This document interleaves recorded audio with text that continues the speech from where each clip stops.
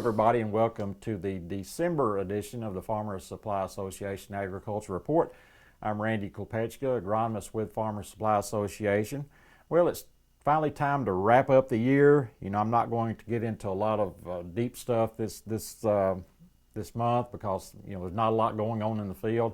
We still do have a few people trying to complete harvest, so there's still a little bit of harvest going on, but obviously nothing else pretty much going on in the field. So what I thought I'd do this month is just kind of review 2019 just a little bit, look forward to 2020, and not get into any kind of real subject matter or anything like that this month. It's been another challenging year, and that seems like has become the norm. We call it the new normal. We used to have normal years where we would get everything planted and sprayed and everything and get laid by for a little while, and that just doesn't work that way anymore. So we have it seemed like a different challenge every year, and certainly this year was no exception. We were coming off of just a horrendous harvest season in 2018 when it was so wet during all of harvest season, and harvest really drug on into January, and probably not everything got harvested completely at all that year. We were hoping certainly for a better start to 2019, and well, of course, that didn't happen. The story quickly became, delayed planting and non-planting, just a very wet, that fall harvest weather from 2018 carried over into 2019.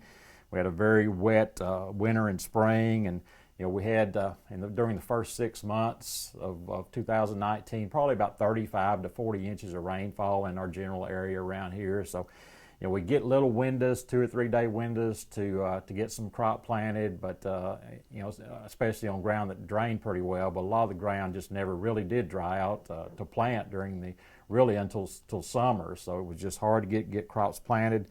The new term, or it's not a new term, but the term that a lot of people were hearing about, and especially those not directly in agriculture probably hadn't heard it very much, but prevented planting became something you heard every day several times as you were talking to others in agriculture. Probably looking at Jackson County alone, probably estimates that I've heard are around 100,000 acres prevented planting in 2019.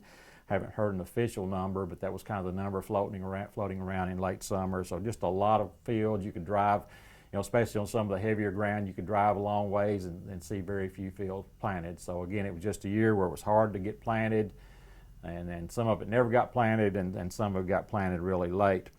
Of course, you can't throw that aside. That was the big story. But once we got past that window, we didn't have that bad of a year. It was just that some of the fields never got planted or were planted very late.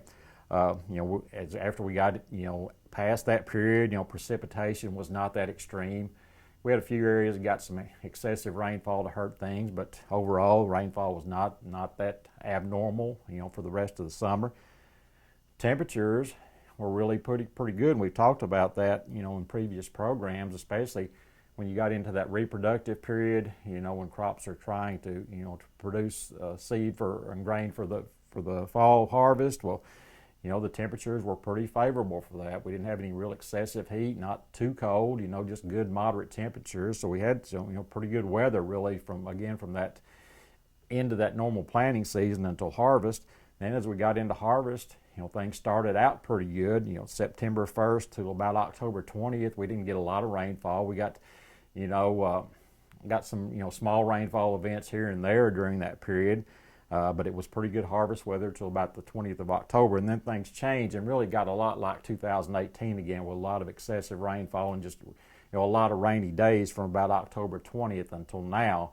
And as I mentioned earlier, there's still crop in the field. We're in better shape than we were certainly, I think, in 2018, but there's still crop in the field.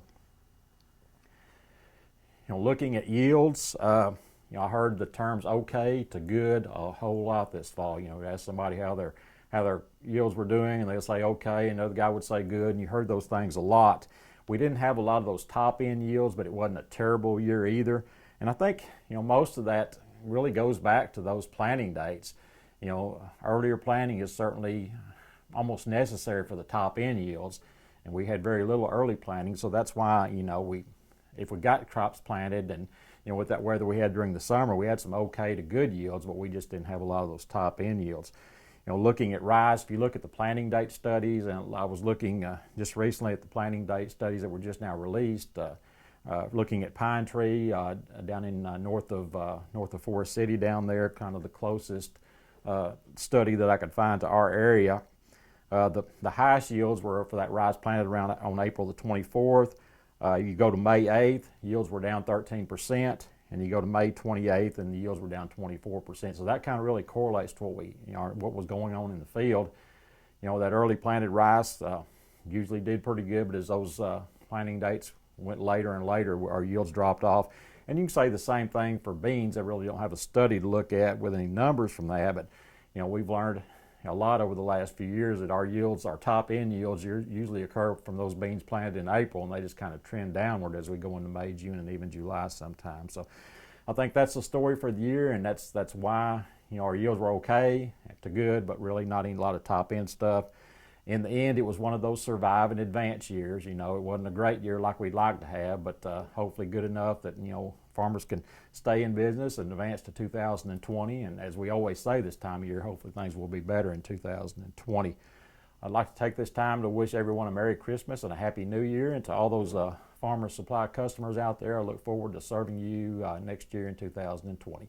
This has been Randy Kopechka with your December edition of the Farmer Supply Association Agriculture Report.